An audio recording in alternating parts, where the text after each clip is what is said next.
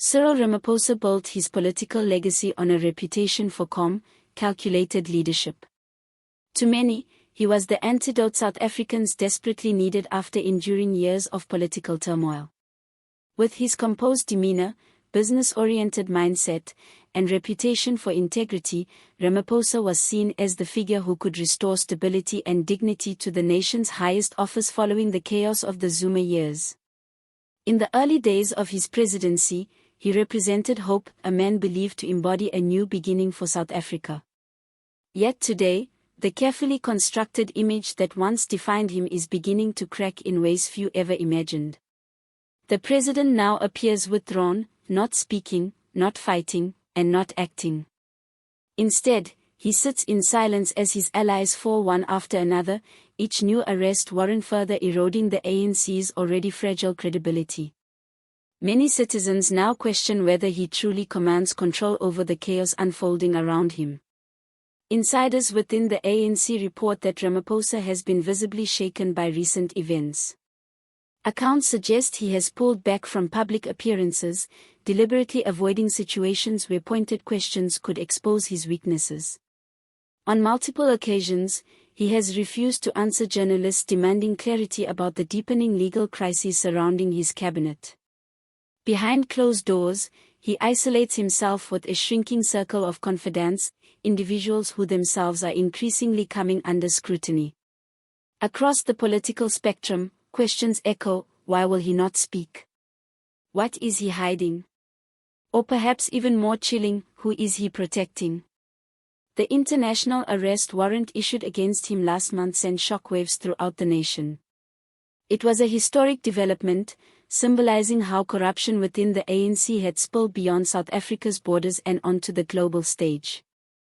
Yet, an even more explosive revelation followed: a second warrant, kept quiet and politically sensitive enough to stir unease even in parliamentary corridors. This secretive development has devastated the ANC's leadership in ways unseen for decades. According to reports, the official implicated this time is no low-ranking figure or expendable backbencher. This is someone close to Ramaphosa, a loyal friend and trusted deputy. If the allegations prove true, the consequences could reach far beyond the party, shaking the very foundations of the presidency itself. The charges, sources say, are tied to an international financial crime investigation. This is no petty affair. Investigators have uncovered offshore accounts hidden in tax havens, suspicious overseas property transactions, and illicit kickbacks disguised as legitimate consulting fees from high-paying state contracts. Yet they warn that this is merely the tip of the iceberg. The greater and more troubling question remains: how deep does the corruption run? Are these the actions of a few rogue individuals, or do the crimes extend to the very top tiers of government? Within the union buildings, sources claim that Ramaphosa has struggled to grasp the magnitude of this latest crisis. Even his staunchest defenders within the ANC admit they have never seen him so emotionally shaken. Some recount moments when he broke down in tears during private meetings, desperately trying to maintain composure. Others describe him sitting silently during ANC Top 6 gatherings, visibly distressed as his leadership was openly questioned, a first for his presidency. Ramaphosa now appears trapped between two irreconcilable positions, defending his party on one side, and defending the truth on the other. In attempting to preserve both, he risks losing both. In such circumstances, silence no longer reads as caution, it begins to resemble complicity, or worse, guilt. This second warrant cannot be viewed in isolation. It comes amid a surge of international investigations led by financial watchdogs in Europe, the United States, and Asia. A global web of accountability is tightening, and at its center lies the ANC, once the proud symbol of freedom, now synonymous with corruption. Parliament, once the stage for fearless debate and moral leadership, has devolved into a chamber of fear. Gone are the fiery exchanges and demands for transparency, in their place linger hushed whispers, sidelong glances, and conspicuous absences during key sessions. Every meeting begins with the same quiet dread: who's next? Who's safe? who has already flipped to save themselves. The ANC, once a united force that carried South Africa through the struggle against apartheid, now resembles a crumbling fortress, its members turning on one another in acts of political self-preservation.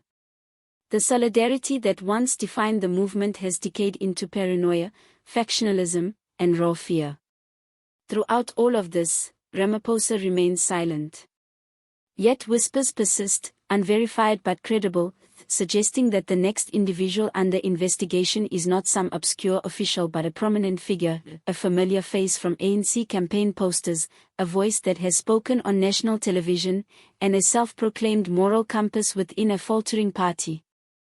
This person, long considered one of Ramaphosa's most vocal defenders and a potential future leader of the ANC, may soon be the next to fall. If these allegations become public, it will not merely end in a resignation, it could ignite a chain reaction capable of collapsing the entire ANC structure. Committees could dissolve overnight. Alliances forged over decades might crumble within days. And at the center of this implosion stands Ramaphosa, faced with an unrelenting question: how long can he stay silent before his silence consumes him as well?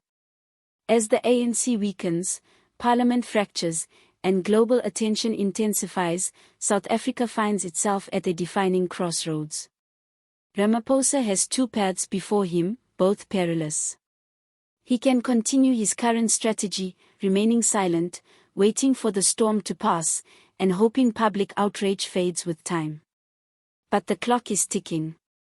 Public trust is evaporating faster than ever, international pressure is escalating, and each day of inaction makes him look less like a president in control and more like a spectator to his own downfall. Alternatively, he could step forward and confront the crisis directly, acknowledge the corruption, demand accountability, and prove that he is not merely the caretaker of a broken system. Yet this path carries its own dangers: the loss of loyal allies, the splintering of his already fragile party, and perhaps even calls for his own resignation. What unfolds now is not just another political scandal.